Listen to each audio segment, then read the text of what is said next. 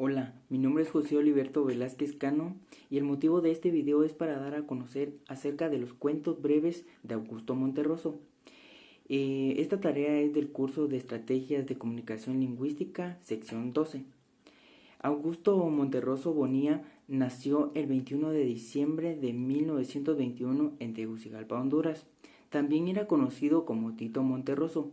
Fue un escritor hondureño nacionalizado guatemalteco y exiliado en México, conocido por sus relatos breves. El padre de Augusto fue Vicente Monterroso y su madre fue Amelia Bonilla. En 1952 publicó en México El Concierto y El Eclipse, dos cuentos breves. El año siguiente se casó con la mexicana Dolores Llanes, con quien tuvo una hija llamada Marcela. Se trasladaron a Bolivia al ser nombrado cónsul de Guatemala en La Paz. En 1959 publicó Obras completas y otros cuentos, su primer libro, que incluye el cuento más breve de la literatura hispanoamericana, El dinosaurio. En 1962 se casó con Milagros Esguerra, colombiana y madre de su segunda hija, María, que nació en 1966. En 1978 publicó su única novela, Lo demás es silencio. En 1993 regresó a Guatemala al ser nombrado miembro de la Academia Guatemalteca de la Lengua. En México recibió el Premio de la Literatura Latinoamericana y del Caribe. Augusto murió en la Ciudad de México el 8 de febrero del 2003. Monterroso es considerado como uno de los maestros del microrrelato. Su relato, Cuando despertó, el dinosaurio todavía estaba allí, ha sido considerado como el relato más breve de la literatura. Un dato interesante de Augusto Monterroso es su composición. Cuando despertó, el dinosaurio todavía estaba allí, está considerado como el relato más breve de la literatura universal. En 1970 ganó el premio Magda Donato. En 1975 fue galardonado con el premio Xavier Villarrutia por su antología personal y en 1988 se le entregó la condecoración del Águila Azteca por su aporte a la cultura de México. Ahora les voy a leer el texto que se titula El Eclipse, que está escrito por Augusto Monterroso. Cuando Fray Bartolomé Arrazola se sintió perdido, aceptó que ya nada podría salvarlo.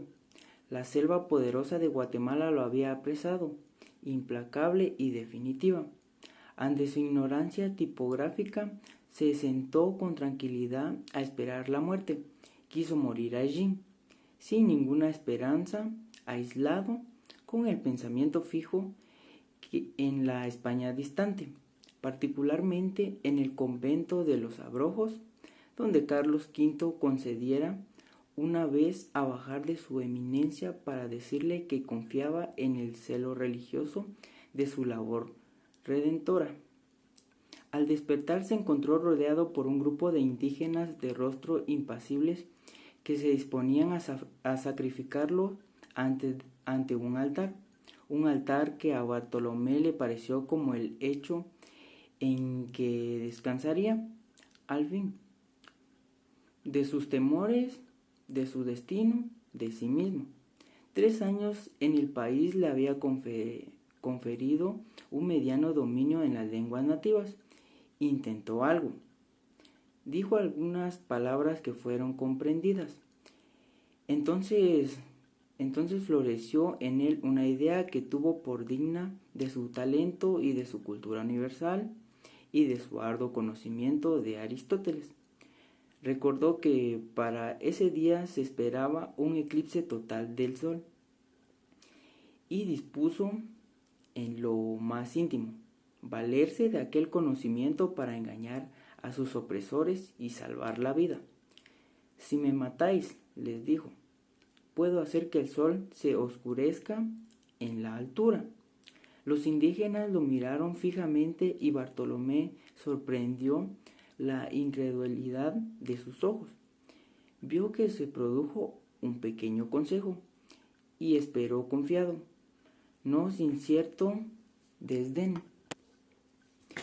2 horas después, el corazón de Fray Bartolomé Arrazola chorreaba su sangre vehemente sobre la piedra de los sacrificios, brillante bajo la opaca luz de un sol eclipsado, mientras uno de los indígenas recitaba sin ninguna inflexión de voz, sin prisa, una por una, las infinitas fechas en que se producirían eclipses solares y lunares que los astrónomos de la comunidad maya habían previsto y anotado en sus códices sin la valiosa ayuda de Aristóteles. Muy interesante el texto. Mi comentario acerca de lo que les acaba de leer es de que a veces creemos que tenemos conocimientos altos y por lo que hacemos de menos a las demás personas, por lo que yo considero que es algo incorrecto, ya que si sabemos algo acerca de algún tema o de algún libro, lo mejor es compartirlo y darle a entender a las otras personas los conocimientos que nosotros tenemos, ya que lo mejor es ayudarlos a entender o a escribir algo que ellos no sepan, ya que si hacemos de menos a las demás personas, nos van a criticar. En vez de eso debemos compartir, brindar información, ayudarlos, para que así más adelante ellos puedan saber más y nosotros nos sintamos satisfechos con lo que estamos haciendo. Por lo que considero que lo mejor es que si sabemos algo, es compartirlo y no dejarlo escondido entre nosotros.